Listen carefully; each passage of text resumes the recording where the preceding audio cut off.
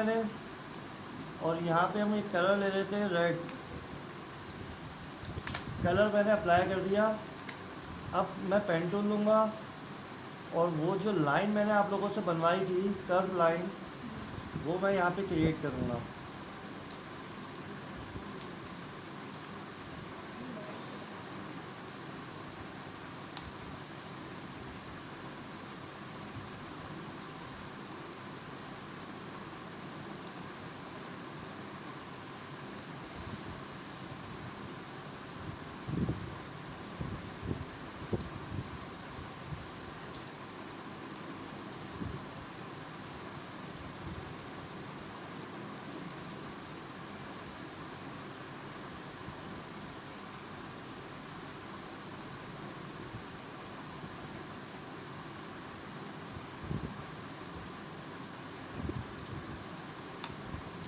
Line अगर सही नहीं बनती है फर्स्ट टाइम में, तो उसको ख़त्म नहीं करेंगे या रोकेंगे नहीं, थोड़ा सा एडजस्ट कर लेंगे।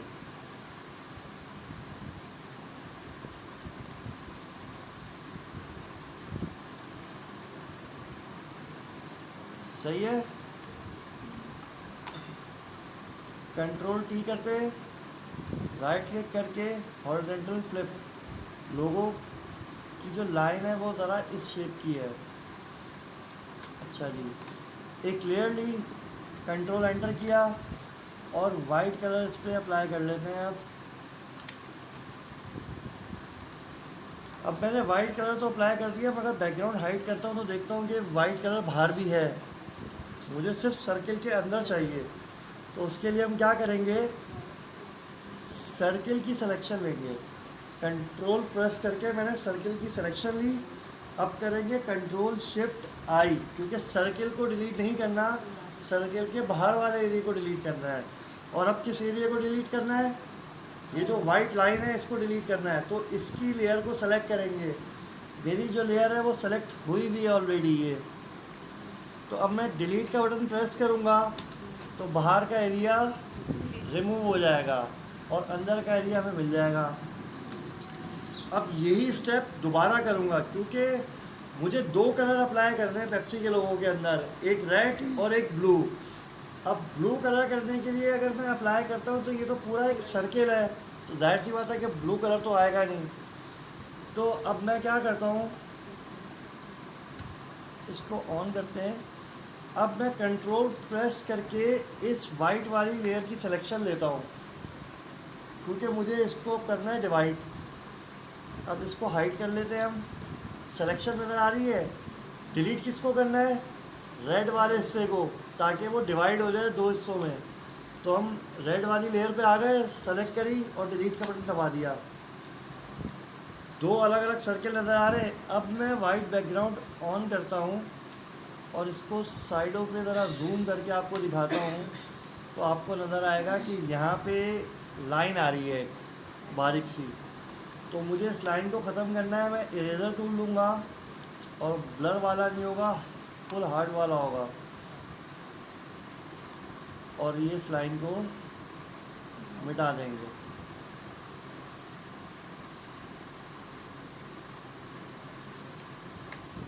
सही।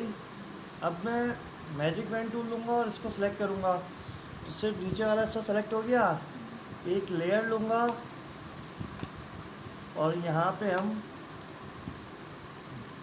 ब्लू कलर ले लेंगे। तो डार्क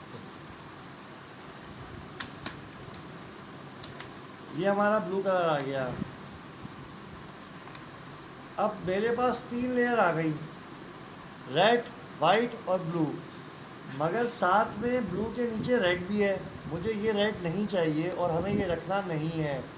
ये नहीं समझिएगा कि ये रेड जो है वो ऑप्शनल है तो छोड़ दो, मिटाओ नहीं, इसको मिटाना है लाजमी। तो इरेज़र टूल लेंगे हम दोबारा से और रेड लेयर पे सेलेक्ट करेंगे, इसको थोड़ा बड़ा कर लेंगे और अब मैं इसको इरेज कर दूँगा। तो तीन लेयर आ गई, एक ये रेड की लेयर, एक ब्लू की लेयर और एक ये वाइट की लेयर। बैकग्राउंड ऑन करता हूँ ये तीनों लोगो मुझे मिल गए। आप लोग क्या करिएगा कि ये तीनों को सेलेक्ट करिएगा, कंट्रोल जी करके ग्रुप कर लीजिएगा और इस ग्रुप की डुप्लीकेट कर लीजिएगा। इसमें से एक मैंने हाइड कर लिया और एक को मैं ऑन कर लेता हूँ। इस ग्रुप के अंदर आता हूँ तो यहाँ पे 3 लेयर्स मुझे नज़र आ रही हैं। इन तीनों को सेलेक्ट करके कंट्रोल ई करके मर्ज कर लेता हूँ और अब मैं इस लेयर को बाहर निकाल लूँगा ग्रुप से और इस वाले ग्रुप को डिलीट कर दूँगा। देखिए खाली ग्रुप डिलीट किया है। ये वाले ग्रुप के अंदर लोगो अभी भी है लेयर्स के साथ, ठीक है। देखिए लेयर्स के साथ है, तो इसको मैं वापस से हाइड कर लेता हूँ। अब मेरे पास ये एक लोगो आ गया जो कि मर्ज है, सही है। अब इसको 3D लुक देना है तो हम क्या करेंगे, ये जो लेयर आपको नज़र आ रही है, एक सेकंड रुक जाए।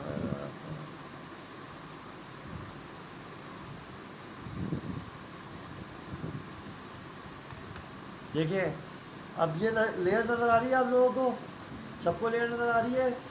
इस लेयर पे इस जगह को छोड़ के थंबनेल को और जो टेक्स्ट लिखा हुआ है लेयर 2 इसको छोड़ के ये जो पूरा ग्रे एरिया है, इस ग्रे एरिया पे कहीं पे भी डबल क्लिक कर ले तो हमारे पास layer style blending options on हो जाएंगे। या तो आप ये कर लें या इस लेयर पे राइट क्लिक करके सबसे पहला ऑप्शन आ रहा होता है हमारे पास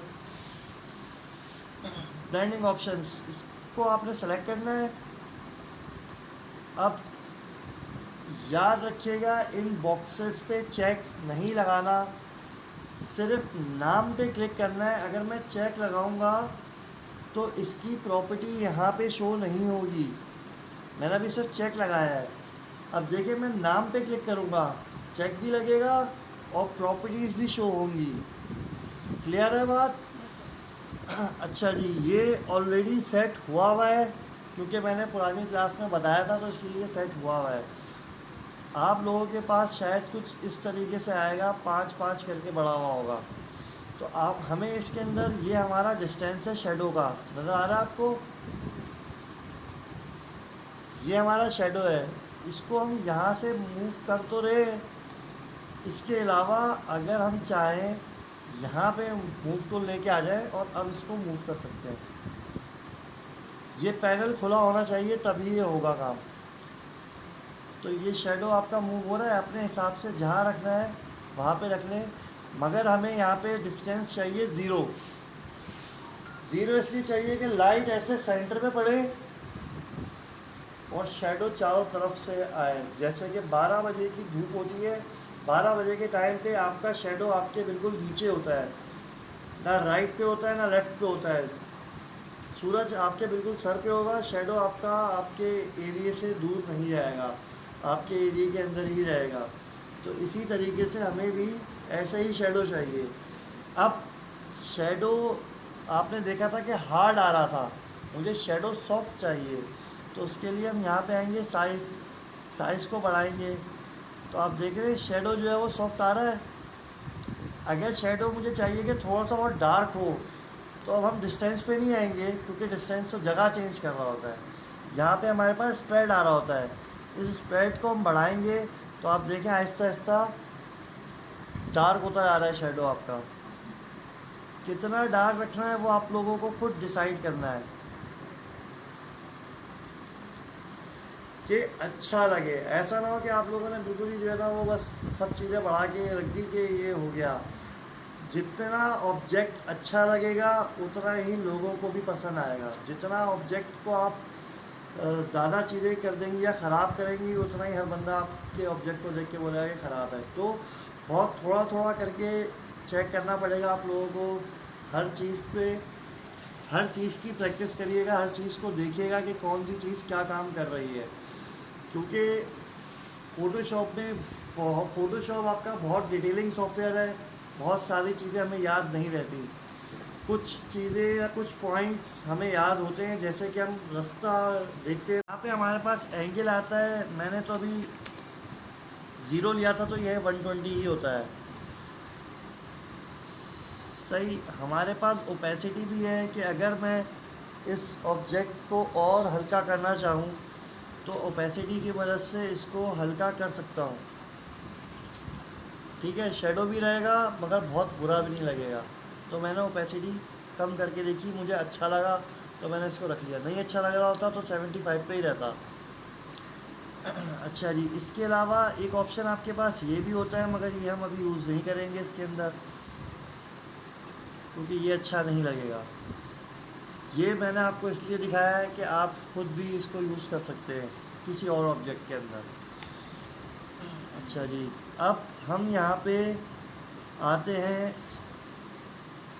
इनर ग्लो पे। इनर ग्लो पे मैंने क्लिक किया तो इसकी कुछ अलग तरीके से प्रॉपर्टीज़ नज़र आई हमें। तो यहाँ मैंने सेंटर किया हुआ है ऑलरेडी, ये यहाँ पे होता है, एज पे आएगा। जब भी आप ओपन करेंगे एज पे आएगा, पर ये सेव हुआ हुआ है तो ऑलरेडी यहाँ पे इस पे आ रहा है। दूसरा, टेक्निक के अंदर हमारे पास सॉफ्टवेयर आ रहा है और प्रीशियस आ रहा है। सॉफ्टवेयर में ऐसा होगा, इसको हमें प्रीशियस ही करना पड़ेगा। इसके अलावा चौक, मज़ीद इसको कम करना है। चौक जो वाइट एरिया आ रहा है ना, इसको बढ़ाना है तो कितना कम करना है। रेंज हम इसकी कम ज़्यादा कर सकते हैं, बस हमें इतना इसको रखना है कि ये ज़रा सा बेहतर लगे, ख़राब ना लगे। अच्छा जी, इसके बाद हम आ जाएंगे इनर शेडो पे। इनर शेडो आप यहाँ से साइज़ बढ़ा के देख सकते हैं कि कितना आ रहा है। यानी कि मैं अगर आउटर ग्लो बंद करता हूँ तो आप शेडो चेक कर सकते हैं कि किस तरीके से आ रहा है इनर शेडो। इसका भी डिस्टेंस नन रखेंगे, ज़्यादा बढ़ाएंगे नहीं। इसको थोड़ा सा डार्क कर लेते हैं।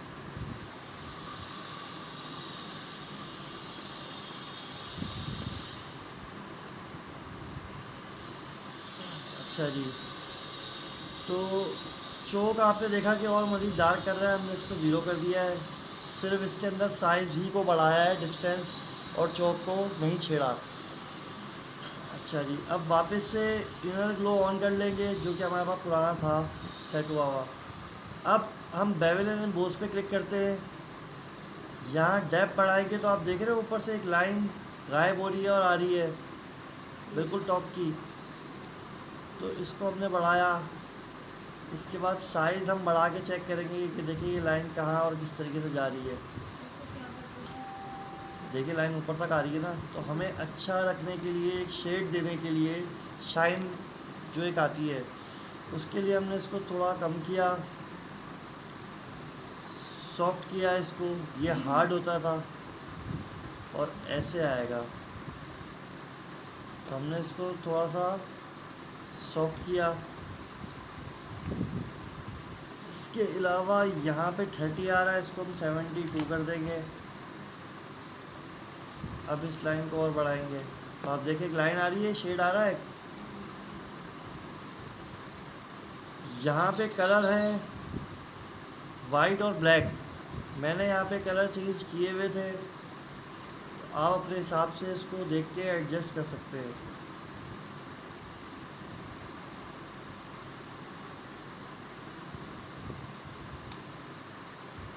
ब्लू को हम ज़्यादा नहीं करेंगे, क्योंकि ब्लू जो है वो वाइट एरिया के अंदर भी आना शुरू हो जाएगा। ये देखिएगा ज़रा, देख रहे हैं आप। तो इसलिए हम इसको वाइट की उसमें रखेंगे ताकि ज़्यादा ख़राब ना लगे। जस्ट ओके करेंगे, और इन सब चीज़ों को आप ओके करेंगे तो यहाँ पर आप देख रहे हैं क्लियर के साथ एक लिस्ट आ जाएगी। इस पॉइंट पे आके आप क्लिक करेंगे तो वो लिस्ट गायब हो जाएगी, इसके अंदर ही रहेगी। और यहाँ से हाइड करेंगे तो ये लोगो था और ऐसा हो गया। अच्छा जी, अब हम आ जाते हैं बैकग्राउंड पे। लोगों को 3D तो कर लिया। यहाँ आपको शायद थोड़ा सा अजीब सा लग रहा हो, मगर यहाँ देखेंगे तो आपको बेहतर लगेगा। अच्छा, अब हमें बैकग्राउंड बनाना है तो हमारे पास दो कलर आ रहे हैं। कौन कौन से शो हो रहे हैं अभी? नहीं, ब्लू और वाइट। मेरे टूल के पास जो कलर है वो ब्लू और वाइट, फोरग्राउंड और बैकग्राउंड कलर है ब्लू और वाइट। ब्लू और वाइट का ही क्लाउड बनता है। आप चाहें तो किसी और कलर का भी ट्राई कर सकते हैं। फिल्टर में आते हैं, यहाँ पे हमारे पास एक ऑप्शन है फिल्टर का। फिल्टर में आते हैं, फिल्टर में आने के बाद यहाँ पे आपके पास आ रहा होता है ऑप्शन रेंडर का। रेंडर के अंदर आपके पास आ रहा होता है क्लाउड। क्लिक करेंगे तो ये क्लाउड बने हुए आ गए। अब ये जो फिल्टर मैंने लिया है इसकी शॉर्टकट की यहाँ पे आ जाएगी। क्या आ रही है? All control F. सही, ये ऑल कंट्रोल एफ करूँगा तो ये दोबारा से उसी को ही बनाना शुरू कर देगा। अच्छा, अब ये क्लाउड की शॉर्टकट की नहीं है। अब मैं जो दूसरा फ़िल्टर लूँगा उसकी शॉर्टकट की अभी हो जाएगी। यानी कि हर बार अगर नया फ़िल्टर लूँगा तो शॉर्टकट की उस फ़िल्टर की होती रहेगी, पुराने फ़िल्टर से हटती रहेगी। तो अब मैं एक फ़िल्टर और लेता हूँ, फ़िल्टर पे आता हूँ। यहाँ पे मेरे पास स्टाइलाइज नहीं, ब्लर। ब्लर के अंदर हमारे पास आ रहा है रेडियल ब्लर। सही है, रेडियल ब्लर पे हम क्लिक करेंगे, इसको स्पिन रखेंगे और इसको बेस्ट कर लेते हैं। अमाउंट 10 रखेंगे या 10 से एक पॉइंट आप कम कर सकते हैं। मैंने 8 किया है, बढ़ाकर और इससे ज़्यादा कम करके आप लोग खुद देखेंगे। जितना मैंने 8 किया है तो उस पर यहाँ पे आपको कर्व नज़र आ रहा होगा ब्लर का। रेडियल स्पिन किया है तो ये इस बैकग्राउंड को घुमाएगा। अगर जूम करता तो इसको ऐसे करके आगे की तरफ ब्लर करता तो वो आपको ऐसा लगता कि जूम हुआ है। मैं आपको पहले ये जूम दिखा देता हूँ। इसको मैं बढ़ाता हूँ। अब आप देख रहे हैं कि जूम के अंदर लाइंस किस तरीके से आ रही हैं। सही है, अब मैं इसको ओके करता हूँ तो आप देखेंगे कैसा आएगा, ब्लर हो जाएगा बैकग्राउंड आपका।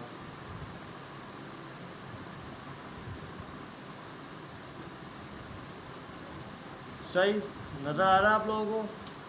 इसको हम कंट्रोल Z करते हैं, वापस से आते हैं तो देखिए शॉर्टकट की यही हो गई। मगर मैं ये अप्लाई नहीं करूँगा क्योंकि मुझे अंदर की चेंजेस भी करनी है, तो इसलिए मैं आ जाऊँगा वापस से ब्लर और रेडियल ब्लर। अब यहाँ पे मैं इसको करता हूँ 8।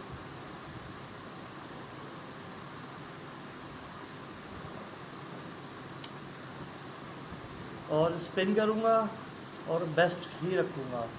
अब ओके करूँगा तो आप देखेंगे किस तरीके से आएगा। पानी का लुक आपको थोड़ा नज़र आ जाएगा। नज़र आ रहा है कि जैसे वाटर इफेक्ट इसके अंदर आया हुआ है। अब चाहें तो और मज़ीद फ़िल्टर्स भी आप दूसरे भी यूज़ कर सकते हैं, मगर ये फ़िल्टर दिखाने का मकसद ये था कि आपको थोड़ा फ़िल्टर इस्तेमाल करना है कि फ़िल्टर्स को कहाँ पे यूज़ कर सकते हैं। अच्छा जी, अब मुझे ऐसा लग रहा है कि मेरा सर्किल जो है ना वो इमेज के हिसाब से एक आउट हो रहा है। यानी कि इसकी अलाइनमेंट जो है ना वो सही नहीं आ रही है, सेंटर में नहीं आ रही है। तो मैं क्या करूँगा, कंट्रोल ए करूँगा। कंट्रोल ए करने के बाद मूव टूल सेलेक्ट करेंगे। कोई सा भी टूल सेलेक्ट नहीं होगा, सिर्फ मूव टूल ही सेलेक्ट होगा कंट्रोल ए के बाद। अब आप देखेंगे कि यहाँ पे मेरे पास कुछ अलाइनमेंट्स खुल गई हैं। तो मैं क्या करूँगा, पहले इस पर क्लिक करूँगा, इसने ऊपर से और नीचे से दोनों जगहों से सेंटर में लेके आ गया मेरे आर्टवर्क। और अब राइट और लेफ़्ट से सेंटर में लेके आएगा, वो इस जगह से लेके आएगा। जैसे यहाँ करूँगा तो बिल्कुल यहाँ पे चला जाएगा, यहाँ करूँगा तो यहाँ चला जाएगा, सेंटर में करूँगा तो सेंटर में आएगा। जैसे टेक्स्ट के अंदर होता है ना आपके, बिल्कुल वैसे ही होगा। इसी तरीके से इस पर क्लिक करूँगा तो ऊपर चला जाएगा, इधर क्लिक करूँगा तो नीचे आएगा, और यहाँ सेंटर पे क्लिक करूँगा तो बीच में आएगा पेज के। जैसे आप लोग लोगो बनाते हैं तो वो इधर उधर आ रहा होता है, उसको सेंट्रलाइज करने का तरीक़ेकार ही यही होगा। कोई टेक्स्ट इस सर्किल के अंदर करना होगा सेंट्रलाइज, तो सर्किल की सिलेक्शन लेंगे, फिर कंट्रोल ए नहीं करेंगे। जब सर्किल की सिलेक्शन होगी तो टेक्स्ट या कोई भी ऑब्जेक्ट होगा वो सर्किल की सिलेक्शन के अंदर ही लेफ़्ट और राइट होगा।